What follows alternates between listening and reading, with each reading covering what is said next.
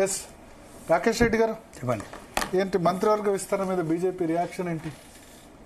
మంత్రివర్గ విస్తరణ అనేది వాళ్ళ అంతర్గత వ్యవహారం. ముఖ్యంగా ఏదైతే స్వీయ పరిపాలన కోరుకున్న తెలంగాణలో మళ్ళీ పక్షపాత ధోరణి అనేది మంచిది కాదు. ఇప్పుడు కాంగ్రెస్ మొత్తానికి మొత్తం ఉత్తర తెలంగాణ మీద పగబట్టింది. ఖమ్మం లాంటి జిల్లాలో మూడు మంత్రి పదవులు ఇవ్వటం, మహబూబ్ నగర్ లాంటి జిల్లాల్లో మూడు మంత్రి పదవులు ఇవ్వటం. అంటే మహబూబ్ నగర్ వాళ్ళు కలిసి కరీంనగర్లో కూడా 3 ఇచ్చారు. ఎవరండి? కరీంనగర్లో కూడా 3 ఇచ్చారు. ఆదిలాబాద్ ఎక్కడైతే బీజేపీ గెలిచింది, ఎక్కడైతే ధర్మం నిలిచింది, ఎక్కడైతే కాషాయాన్ని ఆదిలాబాద్ 1 ఇచ్చారు. ఆదిలాబాద్ వివేక్ చెన్నూరు అది వేరే జిల్లాకి వెళ్ళిపోయింది. ఇప్పుడు మా ఉమ్మడి జిల్లా నిజామాబాద్ అయితే మన మహబూబ్ నగర్ వాళ్ళు కలిసి మన్ను పోసినారు మా నిజామాబాద్ జిల్లాలో. 2 సంవత్సరాలు అవుతుంది, ఇంతవరకు నిధులు లేవు, ఎటువంటి డెవలప్మెంట్ లేదు. అంటే ఏ స్వయం పరిపాలన అయితే కోరుకున్నామో తెలంగాణలో, అంటే ఉమ్మడి రంగారెడ్డి కావచ్చు, హైదరాబాద్ కావచ్చు, వీళ్ళ రాజకీయ బేరసారాలకు లేకపోతే లొంగిపోయే రాజకీయాలకు భయపడే రాజకీయాలకు ఈరోజు పోయి రాష్ట్రంలో ఒక సమతుల్యం లేని మంత్రివర్గాన్ని ఏర్పాటు చేశారు. ఓకే, రెడ్డిలా అనేది మేము ఆ ఇష్యూలోకి పోవట్లేదు. రెడ్డే ముఖ్యమంత్రి అయితే సామాజిక న్యాయం జరిగిన మంత్రివర్గం లేదంటే ముగ్గురు బీసీలు మీరు చెప్పండి కదా 42%. ఇప్పుడు దీనికి ఆద్యులమే మేము సెంట్రల్ గవర్నమెంట్ లో నరేంద్ర మోడీ గారి ప్రభుత్వంలో సుమారు 70% ఎస్సీ ఎస్టీ బీసీలు ఉన్నారు. ఎక్కడున్నారు అలా? దీనికి ఆద్యం పోసిందే మేము. రాహుల్ గాంధీ మొన్న తిరిగిండు తోడో యాత్ర, అది నాట్ జోడో యాత్ర, తోడో యాత్ర తిరిగాడు, కానీ అది జోడించలేకపోయింది. ఆయన రాహుల్ గాంధీ గారు చెప్పారు ఇప్పుడు అన్నగారు అనేది బాగున్నది. కానీ నేను అనేది ఏంటి, దేశానికి ఈరోజు బీసీలకు, ఎస్సీలకు, ఎస్టీలకు, క్రిస్టియన్ లాంటి మైనారిటీలకు, సిక్ మంత్రులకు ఏదైనా దేశంలో ప్రాధాన్యత ఇచ్చినామంటే మేమే. నిజామాబాద్ తో పాటు నిజామాబాద్, హైదరాబాద్, రంగారెడ్డి జిల్లా కూడా ప్రాతినిధ్యం లేదు. రెండోది, ఇప్పటికే అంటే మేము చూస్తున్నాం కదా, ఒక శాసనసభ్యుడిగా చెప్తున్నాను, 18 నెలల నుంచి ఎటువంటి అభివృద్ధి లేదు. ఎందుకంటే మాకు మంత్రివర్గ స్థానమే లేదు. ఇప్పుడు రాష్ట్రం విడిపోయిందే అది పీసీసీకి ప్రభుత్వానికి సంబంధం అండి. పీసీసీ పార్టీ వ్యవహారం. భరత్ గారు, పీసీసీ అనేది పార్టీ వాళ్ళ అంతర్గత వ్యవహారం. మేము అదే ఇప్పుడు శాసనసభ్యులకు ఎన్నికైనాము, ఈ రోజు ఒక రూల్ చేయాలి అడ్మినిస్ట్రేషన్ లో. ఇప్పుడు ఉదాహరణకు మంత్రివర్గ నిర్ణయాలు, ఆయన మొన్న ముఖ్యమంత్రి గారు అంటున్నారు గ్రీన్ ఛానల్లో 20,000 కోట్లు ఉండబోతామంటున్నారు భయపడినారు. మరి మా నిజామాబాద్ గురించి అడిగేవాడు ఒక్కడన్నా కావాలి కదా.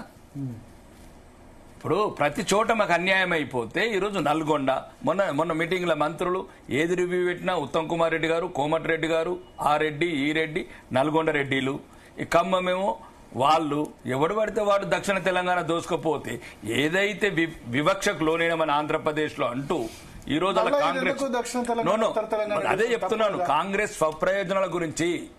రేవంత్ రెడ్డి ఏమో ఉత్తర తెలంగాణ కేసీఆర్ హాయంలో ఉత్తర తెలంగాణ లేదు, అదే చెప్తున్నాం. రేవంత్ రెడ్డి కేసీఆర్ గారు చేసింది ఒకటి, గజ్వేల్ సిద్దిపేట 100% చెప్తున్నాను. మీరు ఇలా చేయకండి, ఇట్లా చేసే పచ్చని రాష్ట్రాన్ని విడగొట్టినరు. మళ్ళీ ఇట్లా పక్షపాత ధోరణి చూస్తే లేనిపోని ఉద్యమాలు వస్తాయి. రాజకీయ నిరుద్యోగులకు అవకాశం కల్పించకండి. 33 జిల్లాలను సమానంగా చూడండి. మంత్రివరం కావచ్చు, అభివృద్ధి కావచ్చు. నేను ఇప్పటికీ చీఫ్ సెక్రటరీ గారిని 4 సార్లు అడిగాను, ఏ జిల్లాకి ఎంత కేటాయించారు. మాకు ఆ జిల్లా ఈ జిల్లా 33 జిల్లాలను సమానంగా చూడమంటున్నాం. ఏదైనా ఉన్నది ఈరోజు క్లియర్ గా చెప్తున్నాను భరత్ గారు. ఇది తెలంగాణ సమాజం రికార్డింగ్ చేసుకోవాల్సిన విషయం ఉంది.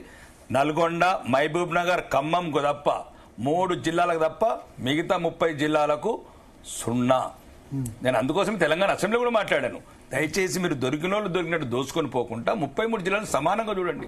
ఏదైనా కొద్దిగా మంత్రులు ఉన్నారు, ముఖ్యమంత్రి ఉన్నాడు, కొద్దిగా 5-10% ఎక్కువ తీసుకుపోవచ్చు. కానీ ముఖ్యంగా ఇప్పుడు అంతర్గత తెలంగాణకి కేబినెట్ లో అన్యాయం జరిగింది, నిధులలో, అభివృద్ధిలో, అన్నిట్లో. అంటే కరీంనగర్ లో 3 ఉన్నారు, వరంగల్, నిజామాబాద్ 5, నిజామాబాద్ 0, ఆదిలాబాద్ 1, 6 ఉన్నారు. ఖమ్మం 3 ఇప్పుడు ఉన్నాయి. ఎంతమంది ఉన్నారండి? 15 మంది ఉన్నారండి. ఖమ్మం 3, నల్గొండ 2, మహబూబ్నగర్ 3. అయిపోయింది. ఇంకా 10 వాళ్ళకే అయిపోయింది 3 జిల్లాల వాళ్ళకు. ఇంకేముంది మాకు మంత్రి? ఏదో పేరుకు అక్కడక్కడ అవి కూడా పోటీపోలేరు. మా పొన్నం ప్రభాకర్కు ఆ టైరు లేని ఆర్టీసీ ఇచ్చారు, ఆమెకు ధూపం లేని దీపం ఇచ్చారు, మా అక్కకు సురేఖ అక్కకు. అంటే ఉత్తరత్ర మీరు చూడండి, మీరు దయచేసి నేను చెప్పింది ఏమైనా అబద్ధం చూడండి. రెవెన్యూ, దక్షిణ Telangana, all major portfolios completely మీరు కావాలంటే చూసుకోండి. ఒక్కొక్క మంత్రికి 4. ఇప్పుడు ఎవరు? శ్రీధర్ బాబుకి ఐటీ ఇండస్ట్రీస్ మంచిదే కదా. శ్రీధర్ బాబు గారు ఇంటలెక్చువల్ మంత్రి గారు, ఆయన అంటే ఆయన గురించి నేను నా ప్రాంతం గురించి మాట్లాడుతున్నాను, అంటే తెలంగాణ గురించి మాట్లాడుతున్నాను. నేను దయచేసి నేను ఏమంటున్నా అంటే సమానంగా చూడండి. ఏదైతే ఇప్పుడు ఎందుకండి కొన్ని దేశాలేమో మత ప్రతిపాదన విడిపోయింది, కానీ తెలంగాణ రాష్ట్రం మాత్రం వెనుకబాటుతనం వల్ల విడిపోయింది. పక్షపాతం చేశారు, ఆంధ్ర వాళ్ళు మమ్మల్ని దోపిడీ చేశారు, అన్ని రకాలుగా రెచ్చగొట్టి తెలంగాణ అమరవీరులను 1200 మంది ఆత్మార్పణ చేసి తెచ్చుకున్న తెలంగాణలో మళ్ళా మీరు తెలివైన వాళ్ళు ఒక్కొక్కటి 4 సార్లు 5 సార్లు ఎన్నుకున్న వాళ్ళు మీరు మళ్ళీ రాజకీయ క్రీడ చేయకండి. ఎవడు ఆసిఫాబాద్ హక్కు లేదా, ఆదిలాబాద్ హక్కు లేదా? నేను అనేది మీరు ఉద్దేశం భరత్ గారు, మీరు ఇంకో డైవర్ట్ చేయకండి. ఆ హక్కుల గురించి అడగకపోతే ఎవడు అడుగుతాడు? అంటే కానీ గెలవలేదు కాంగ్రెస్ ఎమ్మెల్యేలు. మీరు చెప్పిన రీజన్ లో ఒక్క వెడ్మ బొజ్జు మాత్రమే ఉన్నారు ఆదిలాబాద్ ఉమ్మడి ఆ జిల్లాలో. ప్రేమ్ సాగర్ ఇటువైపు మంచిర్యాల వస్తారు. ఇప్పుడు నిజామాబాద్ అంటే గెలవనంత మాత్రం తెలంగాణకి దూరం పెడతారా, అభివృద్ధికి దూరం పెడతారా? నేను అనేది ఎట్లా ఇవ్వాలంటారు వాళ్ళు గెలవలేదు. నిజామాబాద్ ఉన్నారు కదా, నిజామాబాద్ లో ఉన్నారు, నిజామాబాద్ ఉమ్మడి నిజామాబాద్ జిల్లాలో ఇస్తామంటారు కదా. ఇది కాదండి. ఏదైతే మంత్రివర్గం సుదర్శన్ రెడ్డి, మదన్ మోహన్ రావు ఉన్నాడు, భూపతి రెడ్డి గారు ఉన్నారు, ఇంకా లేదంటే మా తాయిర్ బాయ్ ఉన్నాడు, మీరు మైనార్టీ కోట ఫుల్ చేయండి, షబీర్ బాయ్ ఉన్నాడు, ఏముందండి ఏది ఎమ్మెల్సీ చేయండి. ఇప్పుడు ఖాళీ లేవు, ఖాళీ ఇవ్వాలనుకున్న ఏదైనా నేను అనేది ఒకటేనండి, మా ప్రాంతానికి 33 జిల్లాలను సమానంగా చూడమంటున్నాం. ఒకటి ఫస్ట్ పాయింట్, దయచేసి భరత్ గారు, ఇది మీరు ఈ రకంగా చరిత్రలో మనం కొన్నిసార్లు మనలాంటి వాళ్ళు ప్రశ్నిస్తేనే జరగబోయే విపరీత పరిణామాలను కంట్రోల్ చేయొచ్చు. అయితే 33 జిల్లాలంటే మంత్రి పదవులు 18 ఉంటాయి. మంత్రి పదవుల గురించి మాట్లాడుతుంది కొన్ని ఇంపార్టెంట్ పదవులు. ఉదాహరణకు ఆదిలాబాద్ ఒకటి మంచిగా ఇచ్చి, కరీంనగర్ ఒకటి మంచిగా ఇచ్చి, మొత్తం మీరు స్పోర్ట్ పదవులు చూడండి కదా. నేను చెప్పింది ఇరిగేషన్ కానీ, విద్యుత్ శాఖ కానీ, రూపశాఖ మంత్రి కానీ, ఉప ముఖ్యమంత్రి కానీ, విద్యుత్ శాఖ, ఆర్థిక శాఖ, రెవెన్యూ శాఖ, హౌసింగ్ శాఖ, వ్యవసాయ శాఖ, ఆర్ఎండ్బి శాఖ, ఇరిగేషన్. చెప్పండి ఒక్క దయచేసి నేను ఈ వేదికకు అడుగుతున్నాను, ఒక్క పోర్టుపల్లి ఉత్తర తెలంగాణకు వచ్చింది మనకి ఇంపార్టెంట్. ఒక్క తెలంగాణ టూరిజం అంటే ఎక్సైజ్ అంటే 4 మంచి పోర్ట్ఫోలియోలు ఇవ్వలేదు. మరి మీరు నేను చెప్పిన నేను ఉప ముఖ్యమంత్రి విద్యుత్ శాఖ, ఆర్థిక శాఖ, పొంగులేటికి రెవెన్యూ, హౌసింగ్, తుమ్మలకు వ్యవసాయ శాఖ, కోమటిరెడ్డికి ఆర్ఎండ్బి, ఉత్తమ్ కుమార్ రెడ్డికి ఇరిగేషను, ఇంకేమన్నా రేవంత్ రెడ్డికి వాళ్ళ బ్రదర్స్. ఇంకా అయిపోయింది, ఇంకా మాకేమున్నది మట్టి. మహబూబ్ నగర్ కొట్టే మా మట్టి వాడే. నేను అనేది ఏంటంటే ప్రశ్నించడమే, లేకపోతే ప్రాంతాల మధ్యన వైషమ్యాలు పెరుగుతాయి. భరత్, ఈ ప్రశ్నించేవాడు ఉండాలి. మీరు అయితే ఒకటి ఇక్కడ కాంగ్రెస్ మరి మెజార్టీ ఎమ్మెల్యేలు అక్కడ గెలిచింది. మహబూబ్నగర్లో 14లో 12, ఖమ్మంలో 10లో 9, నల్గొండలో 12లో 11. సో అందుకని మాకు అక్కడ గెలిపించారని వాళ్ళు అక్కడ ఇచ్చుకున్నట్టు. మనుషులు గెలవటం కాదు, ప్రజలైతే తెలంగాణ వాళ్ళే కదా.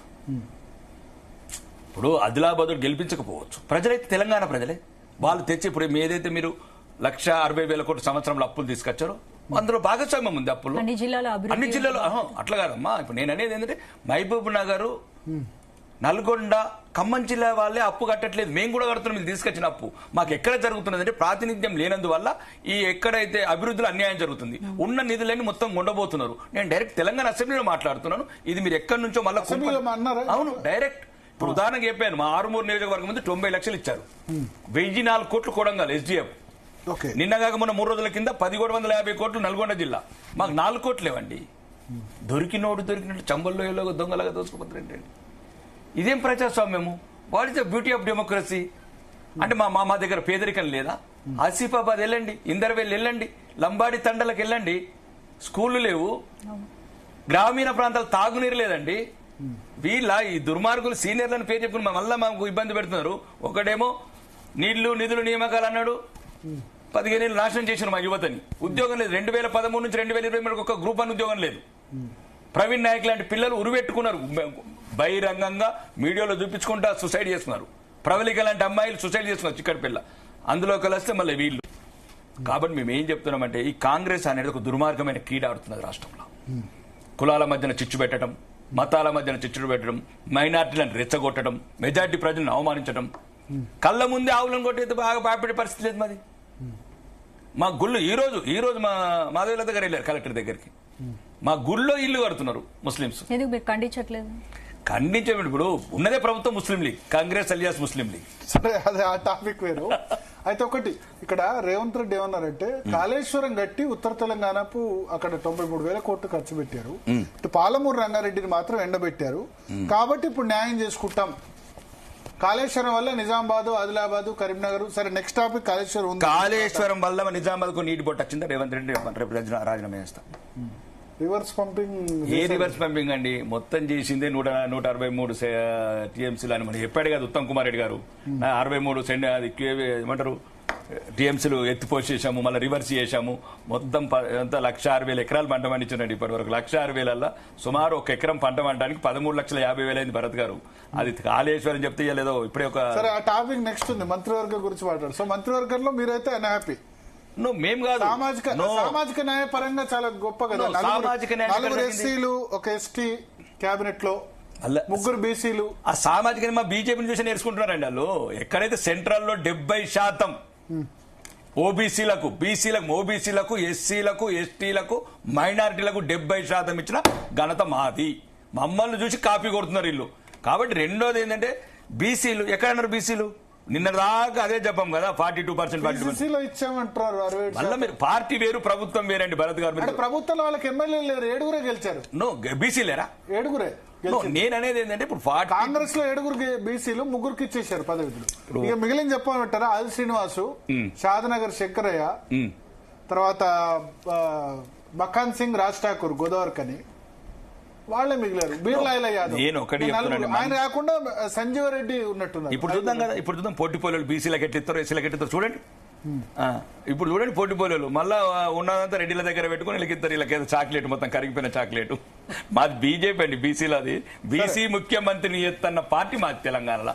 75 సంవత్సరాల భరత్ గారు ఒక్క పార్టీ మేనిఫెస్టోలో బీసీని ముఖ్యమంత్రిని చేస్తామన్న పార్టీ గెలవనప్పుడు బీసీ ముఖ్యమంత్రి ఎందుకు గెలవమండి? 36% పరిస్థితి లేనప్పుడు ఇప్పుడు గెలిచే పరిస్థితి అని కాదండి. మేము ఆల్రెడీ అప్పటికి 23 స్థానాలలో సెకండ్ ప్లేస్ వచ్చినాం, 8 స్థానాలు గెలిచినాం. మన బీజేపీలో కూడా మన ఎంపీ ఎలక్షన్ లో 36% ఓట్ షేరింగ్ తీసుకున్నాం. 53 స్థానాల్లో ఫస్ట్ ర్యాంక్స్ లో ఉన్నాం. దానిలో 8 మందిలో కూడా గెలిచిన వాళ్ళు రెడ్డిసే కదా. మళ్ళీ రెడ్డి ఎందుకు? మీరు మహేశ్వర్ రెడ్డి, ముగ్గురు రెడ్డిలో, మిగతా వాళ్ళంతా అదర్ కమ్యూనిటీసే కదా. మరి ఒకటి సరే, మీరు రెడ్డి చీఫ్ మినిస్టర్ చేస్తా అని చెప్పారు, గెలుస్తుంది. మేమనలేదు, బీసీని అదే బీసీ చీఫ్ మినిస్టర్ చేస్తా అన్నారు. అవును కదా. మరి కాంగ్రెస్ బీజేపీ లీడర్ చేశారా?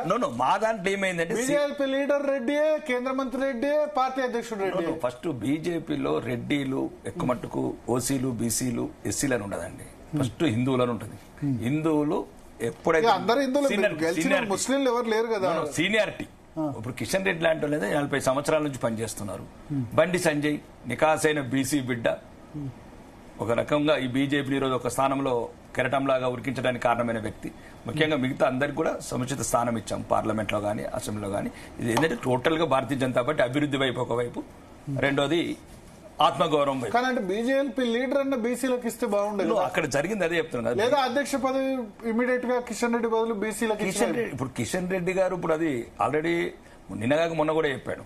ఏమని? ఆల్రెడీ నేను ఉండను, టెంపరరీ తాత్కాలిక, పెట్టడమే తాత్కాలిక అధ్యక్షుడిని పెట్టారు అతన్ని.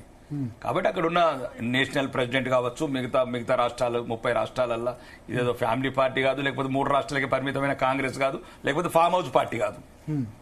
అంటే తొందరగా నిర్ణయం తీసుకున్నందుకు ఇప్పుడు అనేది సార్ 4 అండి, 3 దయ్యాలు, కవితక్క చెప్పినట్టు 3 దయ్యాలు, ఒక దేవత. ఆ 4 ఎవరో ఒకరు అవుతారు. మాది అట్లా కాదు కదండి.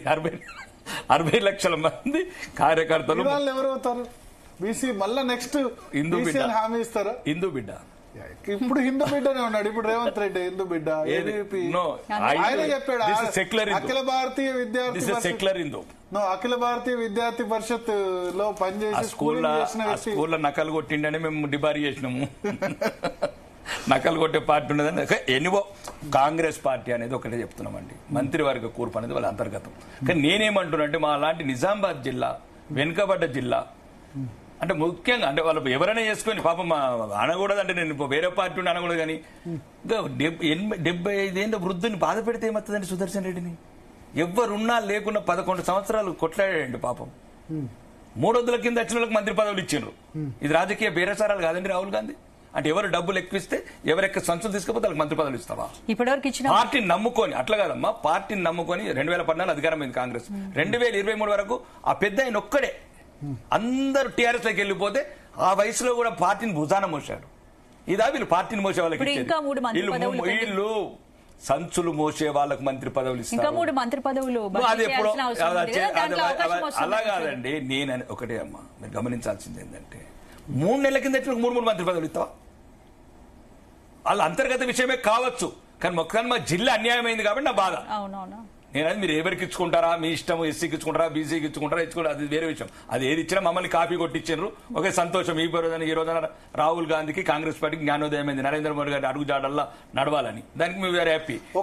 ఒక ఫ్రాంక్ గా చెప్పాలి ఈ క్వశ్చన్ ఆన్సర్ చెప్తాను. నేను అన్ని ఫ్రాంక్ గా చెప్తాను. ఫ్రాంక్ ఒక రెడ్డిగా చెప్పండి. చెప్తాను. రెడ్లు అయితే చాలా సోషల్ మీడియాలో దాంట్లో బాగా ఈ మా పార్టీ కాంగ్రెస్ పార్టీ అంటే రెడ్డి పార్టీ, మన ఎమ్మెల్సీలో ఇవ్వలేదు, ఇక్కడ మన మంత్రివర్గంలో ఇవ్వలేదు అని బాగా చర్చ జరుగుతుంది. ఏంది అంటే జరుగుతున్న ఇన్నర్ చర్చ ఏంది? మీరు కూడా రెడ్డి కాబట్టి అడుగుతున్నా. నేనైతే ఒకటే కోరుకుంటున్నా అండి, ఇంకా 30 ఏళ్ల దాకా రెడ్డి ముఖ్యమంత్రి కావద్దని కోరుకుంటున్నా, మనస్ఫూర్తిగా కోరుకుంటున్నా. ఎందుకంటే బాగా చాలా మంది అయినా రెడ్డిలం, ఇంకా చాలు. కొన్ని 30 ఏళ్ళ గ్యాప్ ఇచ్చేస్తే వాళ్ళు చేసుకుంటారు బీసీలెస్లు. నేను ఆల్రెడీ నాకు బీఫామ్ ఇచ్చిన రోజే అక్కడ అంబేద్కర్ గారి మీద నేను స్పీచ్ ఇచ్చేసాను. ఒక పైడి రాకేష్ రెడ్డి అని నేను బీసీ ముఖ్యమంత్రి కింద పనిచేయడానికి సిద్ధంగా ఉన్నాను. చాలా ఇంకెందుకు ఒక 20 ఏళ్ళకి ఇచ్చేద్దాం, కొంపలు మునిపెడితే ఏమున్నది, ఏమైతుంది?